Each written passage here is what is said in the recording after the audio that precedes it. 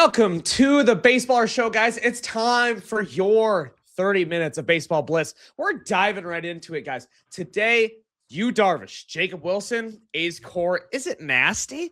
D-Rob retiring, and we are hopping aboard the D train. I'm ready to rock and roll. Are you, Bryce? Yes, I am. I'm surrounded by snow and ice, so I'm ready to put my mind on the spring and summer. Let's talk some baseball. Hey, underneath 2 months right now, under 2 months before March 25th. Let's get opening day cooking, but let's cook with the baseballer blitz. Home run if you like it, strikeout if you don't. I'll start you off. I love this question. Is J-Ram a first ballot Hall of Famer? In short, yes. J-Ram, home run all the way, grand slam walk-off. I think J-Ram is a first ballot Hall of Famer. Right now, if he retired today, he'd probably still have a chance to make it. We'd see him putting up, like those Chase Utley type numbers. But the guy's only 33. He's going to be in Cleveland for life, which I think people really value. He's going to get 2,000 hits. He's going to get 1,000 RBIs. Cleveland icon. He was a part of that 2016 World Series team. I know they didn't win it all, but that means something to people. And so I do have to think J-Ram, first ballot Hall of Famer in my mind. I mean, I love that. I mean, you're looking at since 2019, he hasn't been outside of the top 10 in MVP voting. We're looking at second, sixth, fourth, 10th, fifth, and third. I mean, just accumulating WAR these last 5 seasons, just looking like an absolute dog out there. I mean, a guy with a career 57 WAR, and he's got 7 more years to play out in his contract. If he just keeps playing, just showing up day after day and just plays and is just a little bit above league average, he's just walking in as a first ballot Hall of Famer. I have to agree. And so we move on to our next topic here. DR, home run or strikeout?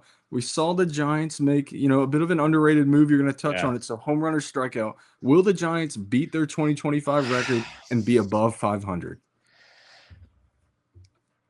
I'm going to say home run, but it's like a fucking wall scraper, man. It's like a wall scraper. Like maybe they go like 82 and 80.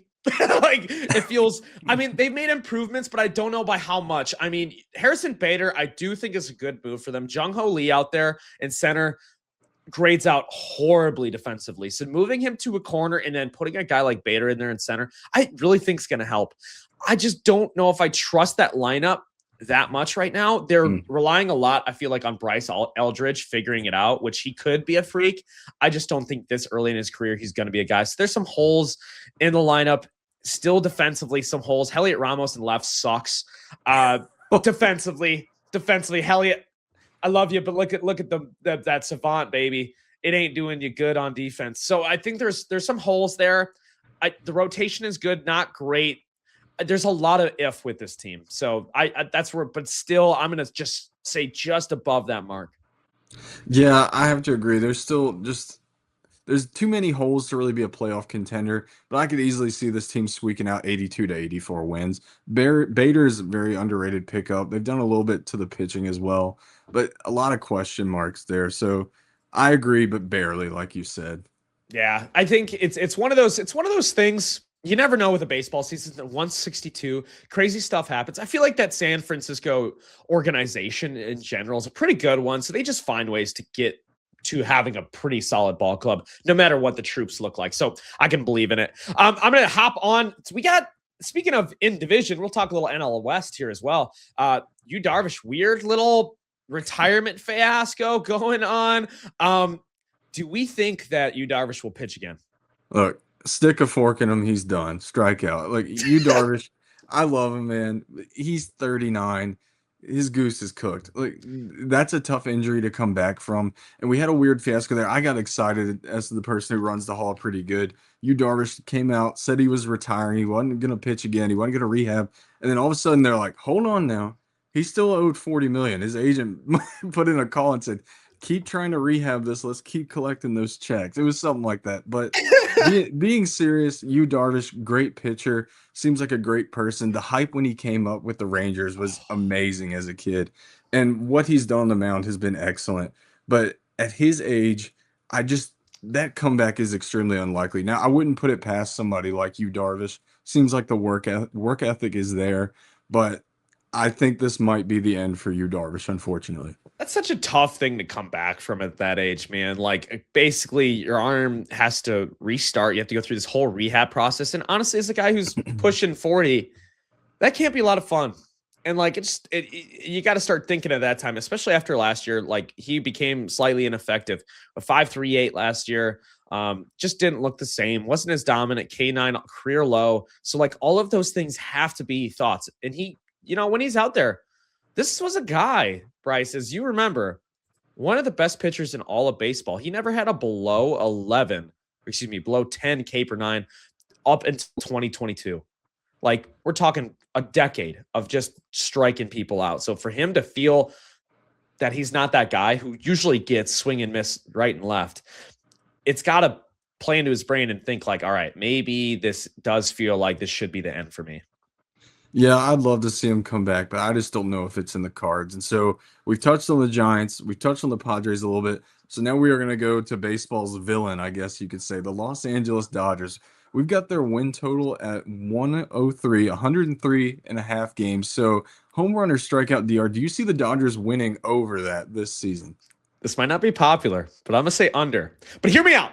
Hear me out. They play the coast game. They're the NBA version of load management. You saw it last year. I mean, last year you had Clayton Kershaw eating innings for that team, and then they go to the playoffs, and he's like a left-handed specialist roll out of the bullpen. And he was one of the team leaders. He threw 112 innings last year.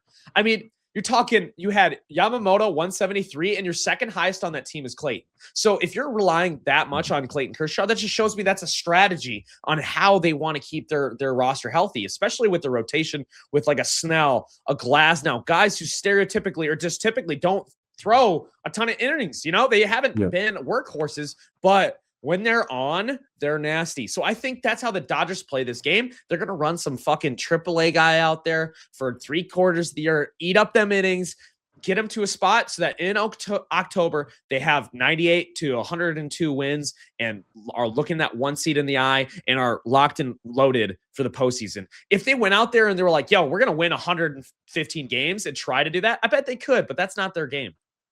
Yeah, I mean, you speak on load management like in the NBA. One difference, though, that the Dodgers have, one or two players like in the NBA isn't going to make or break your season in MLB. You've got to have a lot to go right to win 104 games. And so, and I'm not sure they really care about it. Like you said, they care about getting into October and then being at full strength come October. And winning 104 games, extremely hard to do. So I wouldn't be shocked if they don't get there either. No, 100%. And that's just so tough, man. In a 162 with injuries and just like you don't know if you're gonna win. That's a beautiful thing about baseball. I mean, we can sit and talk and be like, oh, the Dodgers are bad for baseball. They're ruining baseball. All of this. They were a couple inches away from winning or from losing the World Series last year. Mm-hmm. So, and that's the beauty of baseball. We can chuck money at something, but we had the Diamondbacks Rangers a couple years ago. Like, baseball's weird. So yeah. Get me excited. Don't get me fired up. It's January 31st, but I'm getting fired up. I'm ready to go. But we're going to get fired up. I want to get fired up on David Robertson. All right. Guys, if I went up to you and I was like, hey, listener, what do you think David Robertson's career ERA is? I guarantee you're not going to say 2.93. You're not going to say that. And if I said K9, I bet you're not going to say 11.8 K9, but that's what he did over 17 seasons. Retired freshly, he's gone, but man, don't be forgotten, D-Rob. No, I agree. And you say if you walked up to a person and asked him what David Robertson's ERA was, you'd probably get who? I mean, yeah. like he was a guy that flew under the radar, but he was so good for so long. I know Phillies fans, they seem to have a bone to pick with him online, but, shut up, Philly. I mean, David Robertson was a good pitcher, man. All right, you can ask him to close. You can ask him to get you a hold, come in for a jam. He's going to do it, and he's going to be above average, and sometimes he's going to be elite at it. I mean, a bunch of stops. Most notable, I feel like, with the Yankees. He was on that 09 team, the last player on that 09 team. Nobody in the league now has a World Series ring with the Yankees. That's how long it's been, folks, in New York. But back to David there's Robertson. a little spite to that over there. Could you feel that energy coming off Bryce there a little bit? He was like, I got something to say. But back to David Robertson, a fantastic career. One of the better, non-predominant closers. He closed a little bit, but one of the better middle relievers we've seen in the 21st century. And I don't say that with any hyperbole whatsoever. I mean, career wars. Kenley Jansen, 24.2. Aroldis Chapman, the same. K-Rod, the same. David Robertson, 21.9. I mean, that's in the same breath as Hall of Famers or close to Hall of Famers or guys sticking on that ballot a long time. Who would have thought? I mean, I went on Baseball Reference, hand up. I did not respect that game like that. I did not respect that game like that, but he's got it like that. He does, and so good for so long. Longevity too. That arm never failed him. I mean, he deserves his flowers, and he's the type of guy that deserves like some respect Hall of Fame votes when his name is on the ballot, I think. Totally agreed. Totally agreed. We're gonna switch the tone though, because we had some this last week. Let's be crystal clear, super honest. Not a ton of action going on, but there was a little action yesterday. Jacob Wilson signed an extension, 7 years, $70 million. Interesting look for this A's team. About said Oakland A's, but the A's team. What do you think about the deal? So I like this deal. I'm a big fan of Wilson. We know his dad, Jack Wilson, great big leaguer. So he's got that pedigree. One thing we talked about that I'm sure you're going to dive into, his baseball savant is a little concerning. But if I just look on the surface, 800 OPS, 300 batting average, he's got a little bit of pop, 13 homers. Defense is a bit worrying. He's not a very fast guy. And we've seen these contracts work really well, but there also are a few guys where it doesn't work. Evan White with the Seattle Mariners a few years ago. John Singleton with the Astros, it didn't work out. Christian Campbell with the Red Sox, it's a little bit up in the air with him for a similar deal. But we are seeing teams like this follow in the footsteps of the Atlanta Braves. I feel like they kind of invented the mold. It's interesting. Last week we talked about our long-term free agent deals dead, but these long-term extensions are alive and well for these young guys, buying out the arbitration and a couple years of free agency. But if you're the Sacramento, Oakland, Las Vegas, whatever you are, athletics, I think you have to like this deal. This core is looking very exciting with Rooker, Lawrence Butler. I like what I see, and I do like this deal. Yeah, no, I think there's a lot to unpack here. Just like you said, I think this is the moves. These are the type of moves you have to make as the A's. You just have to make them. When you feel there's some promise as a 23-year-old season for an all-star, 3 WAR in only 125 games, batted .311, 800 OPS, you got to try and see if that's something. Like, I think these are the moves that are absolute musts. Because worst case scenario, I know we talked about it before the show, like, hey, this just might add some more trade value to him. Who knows if that's the case? But regardless, that's what the A's, or excuse me, the Braves mold was. All right, buy up those RBers so that, hey, if they are something, we get this guy super cheap for a couple extra years. And for Jacob Wilson, it's like, hey, I get $70 million guaranteed. I get set. Not everyone can say that. So if it's them, like, hey, I got to get a little cash. They get a little benefit. Both sides can win this, but I got to see how that core plays out. We're looking at an interesting spot here. You have 4 really strong core pieces that are locked up for a while. So you had Butler sign a 7-year, 65.5. He's locked up till 2032. Soderstrom, 2032 as well. Brent Rooker, he's locked up till 2030. And then Nick Kurtz, see the pause there. Make sure I paused there, nice and long. Good. Was that an adequate pause? Yeah. You're not going to get us in trouble. That's inadequate. Locked up until 2030. So you got to imagine they would want to sign him to some big buck as well too. But that guy might have a different talk. We're looking at Jacob Wilson being a star. I think Nick Kurtz could be a superstar. So I think the A's, we got to see how all these other pieces start falling for them. You got to pitch. You got to play defense. But I think there's a lot of good stuff stacked up right there. I just want to touch on too, like before that Luis Severino free agent deal, their highest free agent contract they had ever given out was 3 years and $30 million to Billy freaking Butler, country breakfast. I mean, to see them spend money like this, like I know they locked up Eric Chavez a while ago to a big extension, but to see them go out and try and lock up their whole core pretty much like this, it's amazing. And I know a lot of people wish they could have done it in Oakland. And I get that that's a deeply personal feeling, but to see what they're trying to do now and seeing them try to compete is a whole lot of fun. And I think that's a great point because we haven't seen them do that.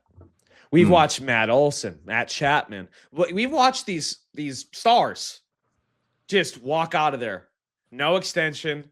So at least you can look at it in a different light of like, hey, they are attacking this young core differently instead of just like knowing that they get their 6 years of control and then that guy is just no chance going to finish in A. Yep. You at least extend that chance and a couple more years, like that's what you got to do. I think this is the move for the A's. And as an A's fan, like wherever they are, they are, that's got to be huge for you guys. I think that's a big move.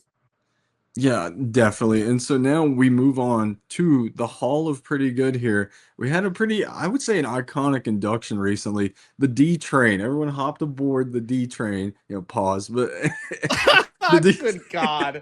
Good God. Dontrell Willis, over 32,000 votes, 88%. He's in the Hall of Pretty Good now. DR, what are your thoughts and your memories on Dontrell Willis? Dude, I remember being in, I want to say probably 7th grade, and just trying to kick my knee so far above my head that even as a 7th grade kid, you're like pulling hamstrings, dude. Like, and it was just fun. It was what you wanted. Like, D-Train was so cool. Like, hat, little bit to the side. He just had that swag about him. And he was a dude. You're watching him win a World Series with the coolest looking leg kick. Every kid did it.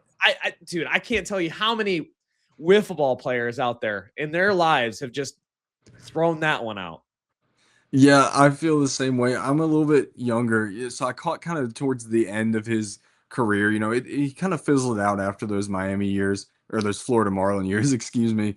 But still, that windup was so iconic. I wonder how many hamstring injuries he's caused people to have. I mean, it's so iconic. And the hat, people probably still wear their hat just like him. I mean, he kind of made the Florida Marlins. I know they were a decent team in 03. He made them feel relevant and kind of like a cultural footnote, in my opinion.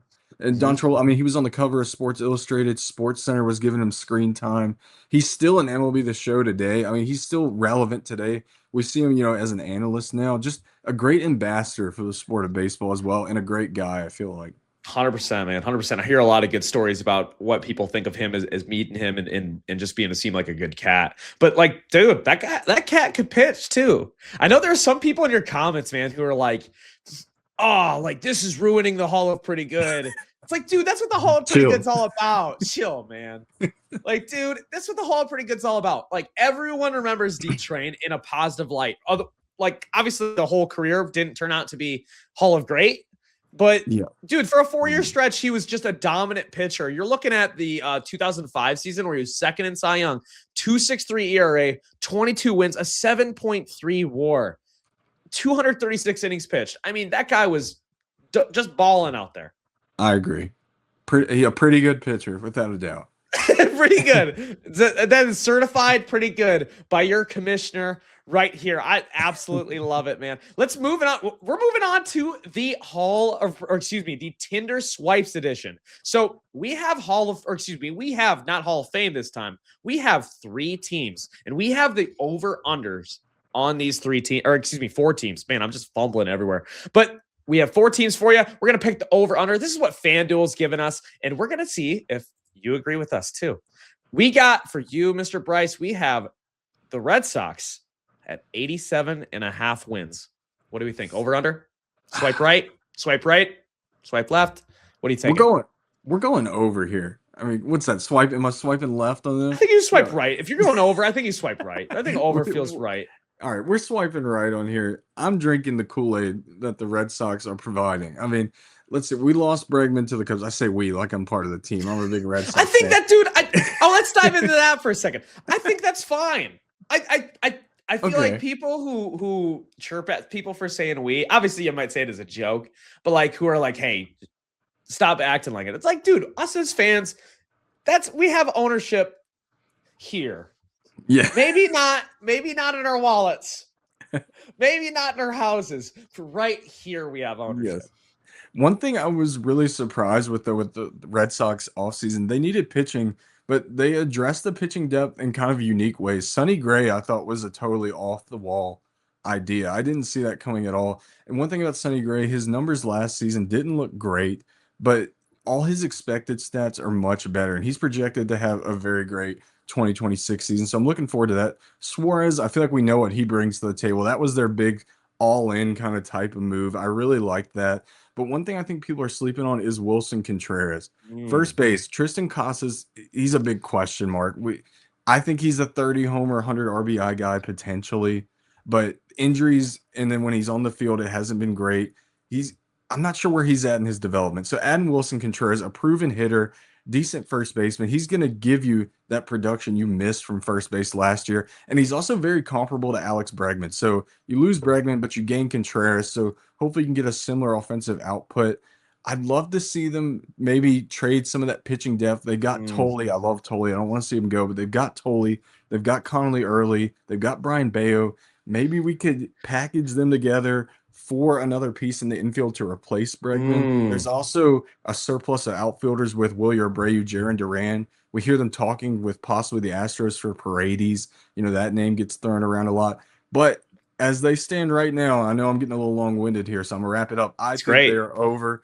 Let's see, pencil them in 91 games for the Boston Red Sox. That's my take. I love it. So that's where I'm at with the Red Sox. And I think for Wilson Contreras, it's a great argument because last year he improved his pull error percentage by 4% by a career high buyout. So 4% higher than his career high. So you're looking at 20%, putting him in a top echelon of pull error percentage. Guess where that works? On the Green Monster. You want that pull in the air over there. You hit, I mean, you can get flyouts at where other places are to be doubles. If Willie can hustle out the box, you know. So I mean, you gotta love that. He's a guy who hits. If you look at his savant, everything is red hitting. That matters. You gotta love that move. They need that right-handed bat, and I think that's huge. The rotation gets a little funky because of great problem. What a great problem they have. They don't know what five they got out there, but it's never a bad problem to have too much depth at starting pitcher. There's no team that thinks that's a problem. So I think they're in a really good spot to do something with it. I like that over there. Yeah, I do too. And so we're gonna move on to our next team now. You're a bit of a Cubs fan, DR. So we're gonna go with a division rival, some Craig Counsell bad blood here. But without Peralta, we're gonna look at the Brewers here. Swiping left, swiping right at 83.5 wins, over or under. I'm hammering swiping right here and taking the over. I think if you've watched the Brewers the last 5 years, it's the same song and dance. They go out there, they trade one of their key bullpen or rotation pieces and restock their farm, and then they just bring some guy up who's insane, and he dominates, and that's what the Brewers are going to do again here. 83.5 is almost insulting, in my opinion, for a team that won 97 games last year. Yes, you traded away your ace, but that's insulting. This team is going to win 87, 88 games, in my opinion. I don't care if they traded away their ace. They're bringing in Logan Henderson, who looks like every bit of like he can. I'm not saying he's going to be a Freddie Peralta, but that's a guy with a 1.78 last year over 5 starts, only 5 starts, but at like a 12K per 9. He is at least going to be promising enough to like, hey, let's try to run him out there for 100 innings and see if you still have Aaron Ashby, who's a great. You can kind of swing him as a starter. You can swing him as a reliever. Look at his baseball savant. Red. They just have options on deck. And I'm sure there's a guy in AAA I'm not even thinking about who's just waiting to come in and just ruin my summer. And piss me off, Bryce. But I'm a realistic fan with it. It does seem like the Brewers are one of those teams that no matter what they do, they just kind of seem to figure it out. I mean, like they lose Corbin Burns. Peralta steps up as the ace. I mean, so you have to imagine there's somebody, no matter who it is, who's going to step up. There's somebody on deck waiting to take over where Peralta left off. I always think of the Brewers, like I said, as a team, like they're going to be fine. And so I do think, once again, they're going to be fine. You can pencil them in anywhere in between, like you said, 85 to 90 wins this season, in my opinion. Yeah, no, I don't think that's a bad bet right there, man. So we talked to Red Sox. So now we have to talk the Yankees. The Yankees right now by FanDuel are slotted at 92.5 wins. Where do you have them here, right or left? So I'm a Red Sox fan. I'm kind of a Yankees hater, but I'm going to swipe right here. This team always seems to figure it out. If Judge is healthy, this is a 95 win team. I feel it's crazy to say that. We say earlier in the show, we're like, hey, you need more than 1 or 2 players, but unless if we're talking about Aaron Judge, he might be all you need. He just has some complementary pieces that are going to help. I think Stanton is going to come in. I mean, when Stanton was available last season, he looked like Miami Marlins Stanton. Other than running the bases, he looks like he's got 800-pound safe attached to his ass or something. But I mean, other than that, Stanton can still hit seriously. Volpe, everyone seems to hate Volpe, but he played injured last year. And before that, he was never an elite shortstop, but he is a shortstop that has value.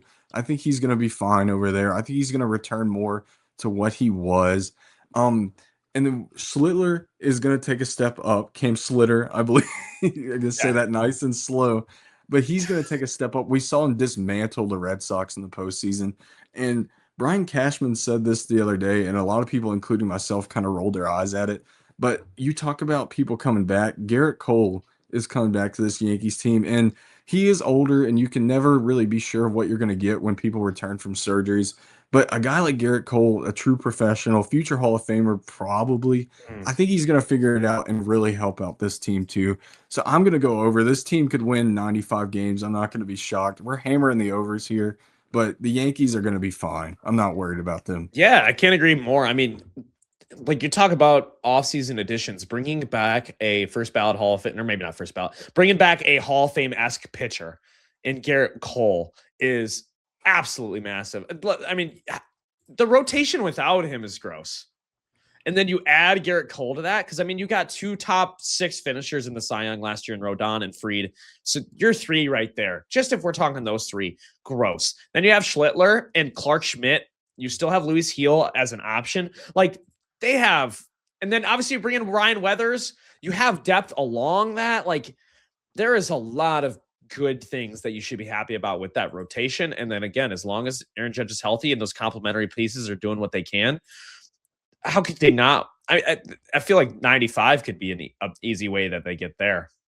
Yeah, and as much of a baseball savant connoisseur you are, one name I want to highlight, Ben Rice. I feel like he can take a huge leap this year. I want to see the Yankees commit to playing him a lot too. I know lefties, I believe, are a bit of a question mark for him. Let's run him out there and see what he can do. Savant seems to think he's a superstar, and so let's see what he can do in 2026. He's a big name to watch, I feel like, for the Yankees this season.